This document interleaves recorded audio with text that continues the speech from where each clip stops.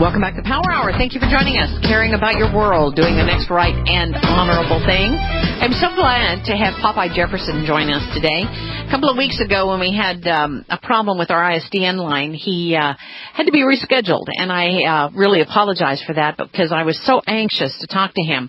FederalJack.com is the website. FederalJack is a user-driven news source dedicated to exposing information and multimedia relating to the New World Order takeover of the United States and the rest of the world, which we're actively engaged in, as you all know. We are in the forefront of the battle for the Republic. They are a nonpartisan organization of concerned citizens worldwide. They do not buy into the left-right paradigm, as it is a dualist distraction constructed by the Anglo-American world empire, now widely referred to as the New World Order. You can read the Down the Rabbit Hole YouTube archives. You can also go to federaljack.com, where he does his radio show Down the Rabbit Hole at the Orion Talk Radio Network. Thank you so very much for joining us today, Popeye. It's a pleasure to have you on the Power Hour today. Joyce, it's an honor to be back on with you. Oh, you're so kind. Well, we don't have a lack of things to talk about today, that's for sure. If I were to ask you, though, what is sort of forefront in your mind right now of everything you're hearing about, reading about, what would you say the biggest issue is to you today? That's a good question. I think one of the biggest things we need to pay attention to is the push for what I call Iraq Part 2 over in the Middle East, which I actually was listening to your first hour. And I heard you mentioning Iran and Syria. And interesting thing about Syria, a few weeks ago, I got some information, and I actually talked about this on air. You were talking about the chemical weapons and how they're saying, oh, my God, there's chemical weapons, and we need to go in. And the other thing they're saying now is that I've seen it. Oh, Syria might attack the rebels. I'm doing air quotes. The rebels, the rebelling citizens. They might attack them with chemical weapons. Now, from what I've gathered, once I heard this and I looked into it, a few of my sources, one of them who's very reliable, told me that, and who happens to be in the military, told me that he knows of special forces, and this was a couple weeks ago, at the time they were bringing chemical weapons in to Syria, as in they were going to give them to the rebels. So he said, keep an eye out for something to happen and then be blamed on Assad. So I just thought that was interesting that Fox News was bringing up the chemical thing again. Are they setting it up for something? Who knows? Oh, I don't think there's any doubt. And then would they say with the next breath, and don't you think we probably would need to send about 50,000 troops in if they do find out about these chemical weapons? Oh, come on. I mean, how much more do they need to tell us except for time, place, date of when we're going to go attack these people and start, the knocking out their air defenses and just killing men, women, and children? And the American public, at least a good portion of it, will buy it up saying, yeah, it's for our security. We got to do it, Look, that guy, I heard Al-Qaeda's over there. What happens if Al-Qaeda gets them chemical weapons? I have news for you. Al-Qaeda already has those weapons if they're over there because we support Al-Qaeda, and we also brought those weapons over there. So it doesn't take a rocket scientist to figure that out. Absolutely. But if you're watching television, it's all about, was Palin really qualified to be a VP? Or, the ridiculous stuff that they're still, cussing and discussing on television that has nothing to do with anything, and yet we are just about ready to start killing innocent men, women, and children again. It just breaks my heart to think that we're about ready to Iraq-Iran now. Iraq-Iran. That's a statement. That's what we're going to do to them. And I just can't believe we're in this position. And people, like you said, people get caught up in this, movie, this fantasy of what's going on right now with the election. Romney said this, Obama said that, Paul Ryan said this, yes. Vice President Biden said that. It's all a game. Now, do you wish that if you could do it all over again, that you had never seen through all of this facade, if you had never seen or had the discernment to see this, would you like to be living like the rest of the people out there that are going and shopping and getting the greatest, latest deals at the mall and going to the movies on Friday night and partying on Saturday night and then just, going to church on Sunday, of course, and then going to work on Monday and just living this life of there's really no problems? I mean, do you wish that you didn't see what we see when you watch television or when you hear what they have to say? Never. Not once. I would never, if I had the opportunity to take the, quote-unquote red pill again, I would do so every time. I would never trade my place in history right now and what I know and what I'm aware of with anyone or for anything at all. And do you believe that, Joan of Arc, who was allegedly burned at the stake and allegedly was reported to have said at the time that she was burned at the stake at the tender age of 19 years of age, I was born for this time. Do you feel the same way? Yeah, 110%. I wouldn't trade my time here at all for anything, Joyce. This is not just because it's an exciting time to live in, but I have the chance to help affect an evolutionary change inside the minds of humans, humanity as a whole. And I have a chance to take part in that. And I consider that an honor. It's interesting how life sometimes turns out. And, just like when I was in the military, I take my duty seriously, and I'll give it my all until I can't do so no more. And hopefully before then, what I do and what others like you've been a big inspiration to me over the years. Hopefully we'll make a positive change. And I honestly see that already happening. So, I know it's worth it. So no, I would never take the blue pill. I would always take the red pill. And what does that mean? Blue pill and red pill. So some people. You ever see The Matrix? Yeah, I know what it is, but go ahead and tell the listeners. Maybe some people haven't seen it. Yeah, well, for for the people that don't know, The Matrix, the blue pill, red pill is kind of an analogy. In The Matrix, Morpheus said to Neo, look, here's your last chance. If you want to know the truth, the reality of things, you can take the red pill. Or you take a blue pill, go back to sleep, and when you wake up in your bed tomorrow, you'll believe whatever you want to believe. And I would never, ever take the blue pill. Every day I would choose to know the reality of the situation. Because if I know what's going on, Joyce, then I can be mentally prepared and handle it accordingly, as opposed to if I don't have any clue. Bingo. And that's what we want for our listeners. This is all about preparation. It's not about fear. It's about preparation. Because knowing what's going on, if you watch television, you get this surreal idea of what it's all about, because that's for people that don't think.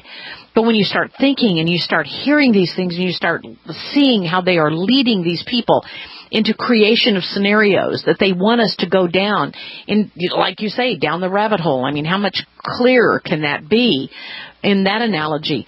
But that's what they want us to do, and they want us to forget about life as they are manipulating it in front of our eyes. They want us to see this, everything's fine, go back to sleep. Let's talk about the Aurora shooting, because just when everybody was starting to say, man, there's some things that don't make sense about this Aurora shooting, and we have now this nurse who was at the scene or who was taking care of these individuals who has now died unexpectedly. 42-year-old mother has now died, mother of, I believe, 3. She drowned in a swimming incident. She was, who knows, maybe she was going to talk, maybe she wasn't, I don't know. But just when we had all of this now starting to fall apart, even the mayor of Aurora was saying, there's something else going on here. That's what we were told, and by someone who called them. Now you've got another shooting that conveniently takes place another couple of weeks, and all of the interest on the Aurora shooting is gone. Did you notice that? Yep. And then when you look into the second shooting at the Sikh Indian temple, there's red flags with that whole situation as well. Like, apparently, and I'm not kidding when I say this, Joyce, the security cameras weren't functioning properly at the time, so they didn't record anything. I can't make this up. How many times has that little red flag flown at other events where the cameras didn't work? What about the Aurora shooting? Were there cameras there? Obviously there are. So what happened? Yep, same thing. And most of those movie theaters, unbeknownst to the patrons, have cameras in the theaters now. And they have night vision, so they can see when the lights are off and the movie's playing, what's going on. Wow. So how come there's no video footage? Just like the Gabrielle Gifford shooting, too. Not one video has ever been released. Why won't the FBI release the over 200 videos they had from the Gifford shooting? Just, when you're not forthcoming with your quote-unquote evidence, red flag. And of course, they blame us because we would even challenge it. How dare we ask questions like, where's the video? Because we're all being told that we must have these videos all the time, 24 hours a day. Focus on you wherever you are, whatever you're doing, because you might be a terrorist. And then when a terrorist event happens, they're never working. So why do they do it? Right. Well, that's what I said about the Aurora, Colorado shooting. When I went on air, actually that night, and I had been looking into it all day, and there were a lot of red flags. And one of the big things I said was, if anything, this points out that the police state does not work, because this took place in a gun-free zone where there's cameras and there's supposedly police officers. At least there were police officers up the street at the police station that wasn't too far away, and yet you still had a quote-unquote madman come in and shoot people. So the theory of cameras and cops just doesn't seem to work. Even Oklahoma City bombing. On a federal building, they had cameras there, and those are missing also. We'll be back after this 4-minute break with Popeye Jefferson. Stay tuned to the Power Hour. Welcome back to Power Hour. 24 minutes after the hour. So glad to have you join us today. You could be anywhere, but you have chosen to be at the Power Hour. And so has our guest today, Popeye Jefferson. I want to encourage you to go to federaljack.com. You can hear more at his radio show, Down the Rabbit Hole. You can see all about that at thepowerhour.com. It's all about trying to figure and put the pieces of the puzzle together. Well, I love it when we have people like Popeye that are able to help us put the pieces of the puzzle together. And one of the pieces of the puzzle, or one of the puzzles right now, is Aurora shooting and also the Sikh temple. Whatever happened there obviously was by design, and I think a lot of people have figured that one out. And I think even the non-choir members have figured that out. People are starting to ask questions, all kinds of people, about that incident. What concerns you about, let me just say one thing that concerns me about the Aurora shooting was that they had no ambulances that came to the facility, and they had to put all the bodies or all the injured people into police cars and take them to the hospital, which makes absolutely no sense to me. I heard the police recording on that one. That makes no sense to me. You don't take injured people and just throw them into a backseat of a police car. That just doesn't work for me. And then the fact that I'd like for you to comment on the fact that the bodies were not removed for 18 hours. The dead bodies were not removed for 18 hours until 7 p.m. the following day, which I don't understand that, because sometimes people may be alive and you just make the decision, arbitrary decision that, well, I think they're dead, so we'll just step over them for 18 hours. None of this makes any sense to me. Your comments, Popeye. Well, yeah, that in itself doesn't make any sense. I mean, I know that they usually, when there's a body at a scene, they have to wait for the medical examiner to come out. And as the medical examiner examines each body, once the body's examined, they'll mark off, the area where the body was and remove the body and take it back to the morgue, because, after a certain period of time being dead, we start to break down and stink. Mm-hmm. So, I mean, I'm not trying to be, mean to any of the victims, but that's the reality of the situation. So they would have. It's just weird that they waited 18 hours. That's weird in itself. That's a bit excessive. And well, there's also the concern about. But there's the concern about the forensic evaluation of the bodies also, because lividity sets in. The changing of the fluids in the body. I mean, all kinds of things take place that you need to get them to a morgue and get them refrigerated right away. And this flies in the face of any common sense of the medical community. It does. And the other big red flag you pointed out was the fact that the ambulances weren't there. They were using cop cars. And if people say, well, the police thought it was an active shooting and they were being heroes. No. Okay? The cops are not the ambulance corps. They're not trained. They don't know. It's like when I was a firefighter, and once in a while you'd get a comp. We used to call them the guinea pigs. If they went up to a house and they would go to kick the door in and be hero cop, and it would end up being a backdraft, and the guy would get blown across the street. And we used to tell them, that's the reason why you guys aren't firefighters, because you don't know what to look for. I don't go out and try to beat criminals to death with my hose. You shouldn't try to go out and shoot fires with your gun. And it's the same thing. There's no reason for them to be EMTs. It just doesn't make any sense. So that's another red flag. Big one. Why were they throwing people in the cop cars? Why wouldn't they let the ambulance take them? Because, to me, from my viewpoint, less witnesses, less interaction with the people that were injured. Yes. Less And look witnesses. what happened to the one nurse. You brought her up, too. She drowned mysteriously, suddenly. And I talked to a gentleman who said that theater has steel doors, doors, concrete with steel around it, and that there's no way that people can get in those doors. Otherwise, half of the kids in Aurora would be sneaking in the back doors. There's no way you can do that. And so that whole story didn't make any sense. The very fact that he was supposedly, the shooter, supposedly, bought a ticket at first was the first story. He bought a ticket with, of course, 4 weapons under his garb, wearing a gas mask. I mean, come on.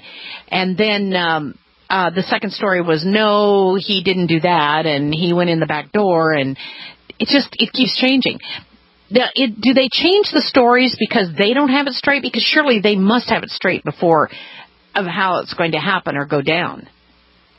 Well, usually they have an idea, but Murphy's Law kicks in with these situations too. I mean, the people that perpetrate these things and plan these things, sometimes we tend to, when we talk about them, in the third person, we end up putting them up on this, almost like this pedestal of, a bad person. Whether or not whether or not we frame them in a bad light, they're still somewhat up on this pedestal, and they're being, they're the bad guy. And for some reason, maybe it's human, maybe it's our humanity, but we think that they're all powerful and that bad stuff doesn't happen to them, and they have the same horrible crappy luck we do. Yeah, we'll be back after this 3-minute break with Popeye Jefferson. Stay tuned to the Power Hour. This is Joyce Riley. We're talking with Popeye Jefferson today, federaljack.com, the website, Down the Rabbit Hole, his radio show. And we're talking about the horrific shooting in Aurora, Colorado, of which we have not heard of any firsthand people other than the ones saying it didn't happen quite that way. And, of course, that's disconcerting. So the judge put a gag order on all the people that were attending that theater. Now, that doesn't make any sense to me. Right there, Popeye, why a gag order on people that are attending or work there at the theater? It probably had something to do with all those reports that originally started coming out, and I always tell my listeners this: pay attention to the local media.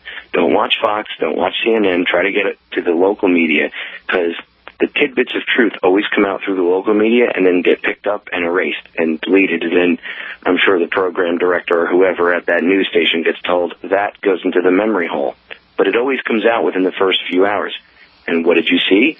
Witnesses saying there were 2 people. Hey, somebody got a phone call about 15 minutes in, got up, walked over to the door, and opened the door. Now, the fact that the fire alarm didn't go off is another big thing. Now, a lot of times if you have a super packed theater, you'll notice the usher at about maybe 5-10 minutes before the end of the movie will go down, and if there's a door on either side, which usually there is, they'll go over and you'll see the doors. They'll go to the doors, and they'll open them. You'll see them messing around. What they do is they're unlocking them. They're turning off the fire alarm system so that when they open the door to let you out the back of the theater, the alarm doesn't go off. Well, how does this guy, who's getting a random average Joe, right, just someone in the theater, gets a phone call, how does he get up and go over and open the door without setting off the alarm?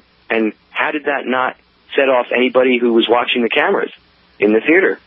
How about the fact that the theater is in a, let's say, a not very good area, right? It's got known gang activity in the area, and you have a midnight screening of a very violent movie where 4 theaters with 300 people each are packed to the gills, and there's not one police officer pulling security detail. And so people understand, That's odd, especially considering a guy I had on my radio broadcast grew up in Aurora, and he told me that that's extremely odd, especially for that area. Again, high crime area because there's gang activity in the vicinity, and the police station, by the way, is right up the street. So why were there no cops at this event? Again, 1,200 people, 4 theaters, 300 each, not one police officer. And here's the real big shady part. There was a warning put out like 2 months beforehand by the Department of Homeland Security through their Fusion Center. And it was put out, it's called a roll call release, and underneath it says, in conjunction with the ITACG.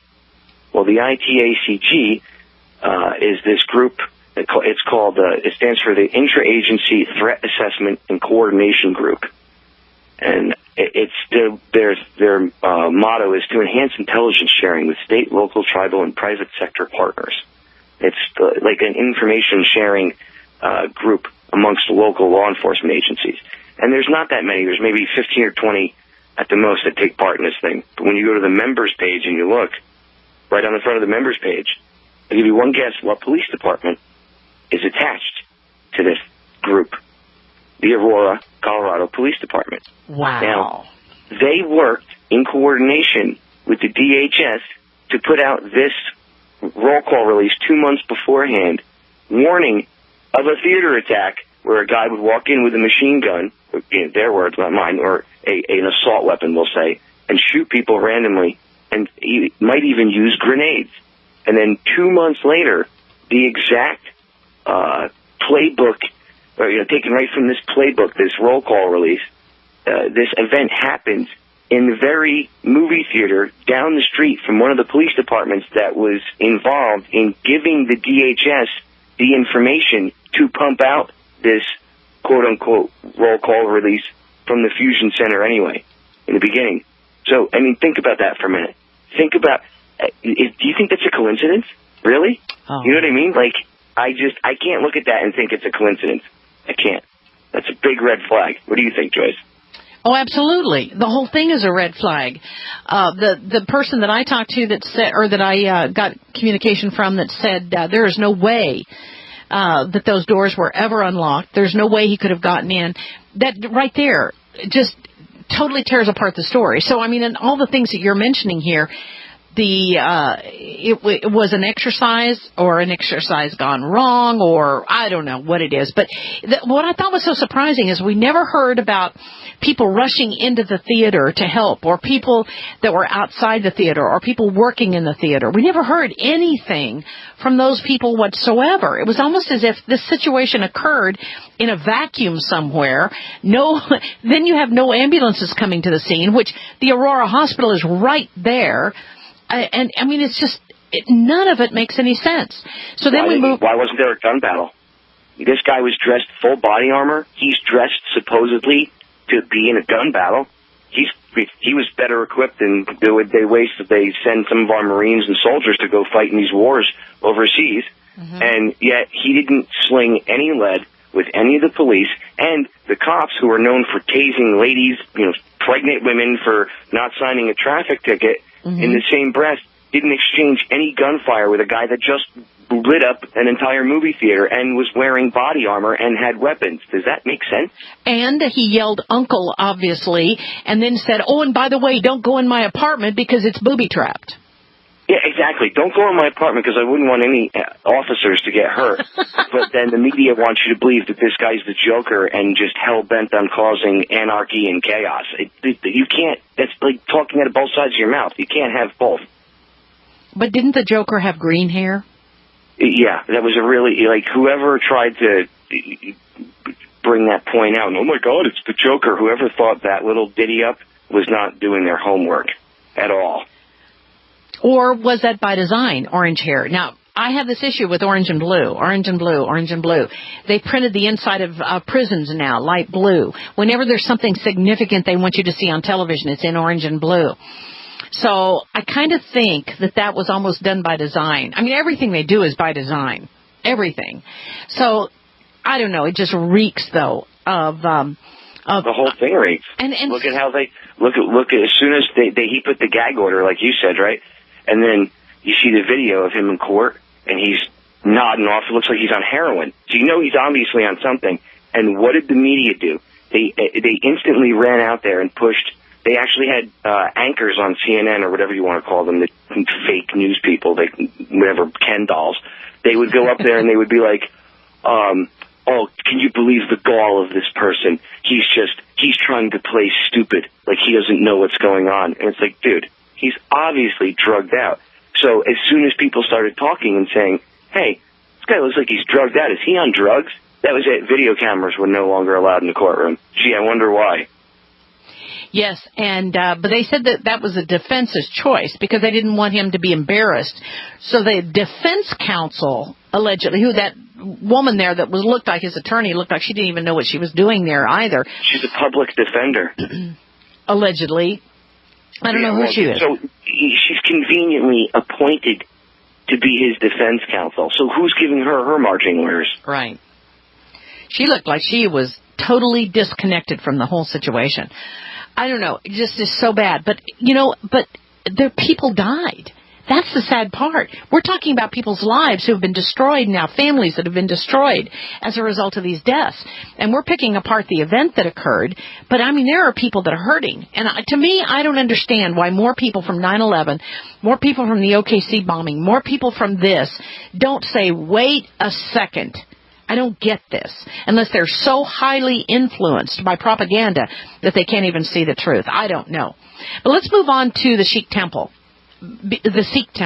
because that situation is just about as crazy because they said at first there were 4 people that were in there doing the shooting.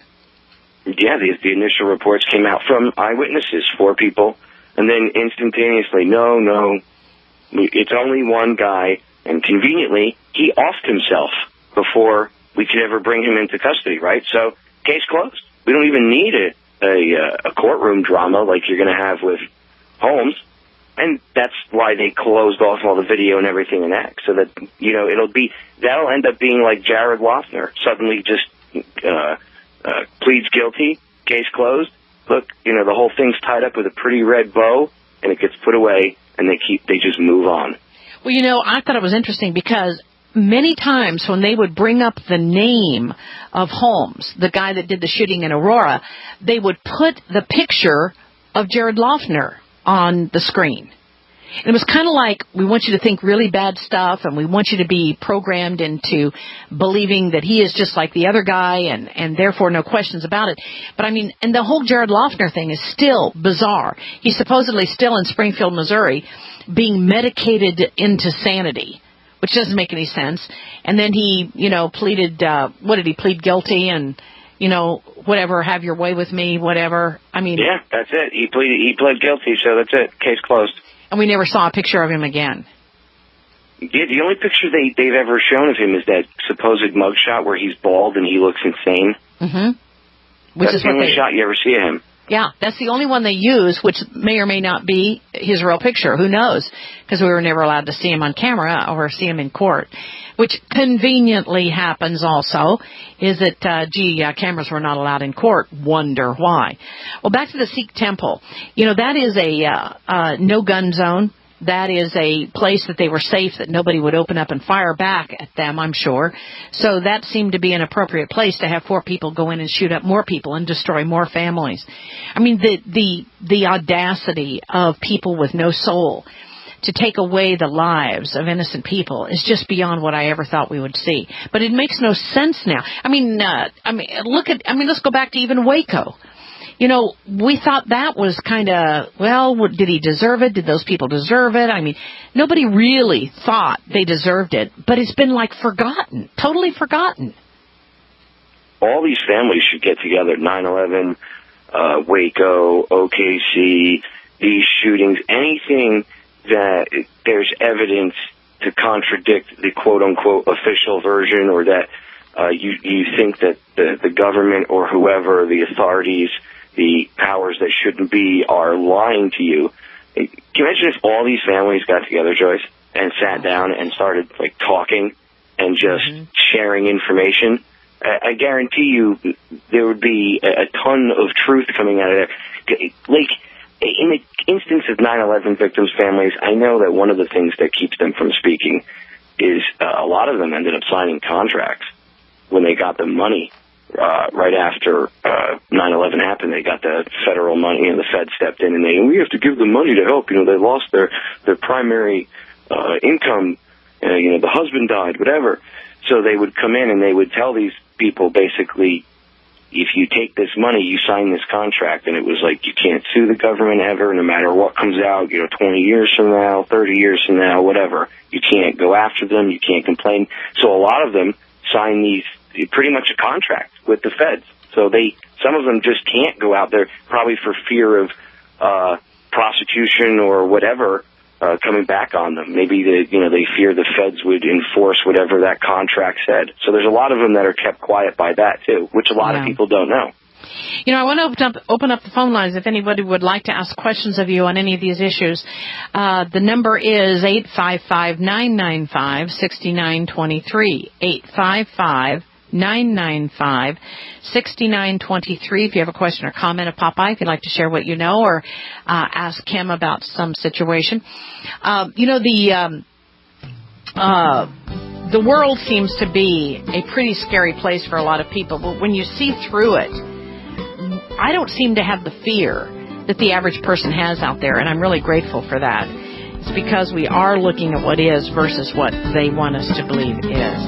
We'll be back after this 3-minute break with Popeye Jefferson. This is Joyce Riley and the Power Hour. Welcome back to the Power Hour. Thank you for joining us. It's all about the truth, wherever you can find it, and we believe we find it at the Power Hour. Thank you for joining us today. We're joined by Popeye Jefferson. Check out his website, federaljack.com. Really excellent website. Good information there.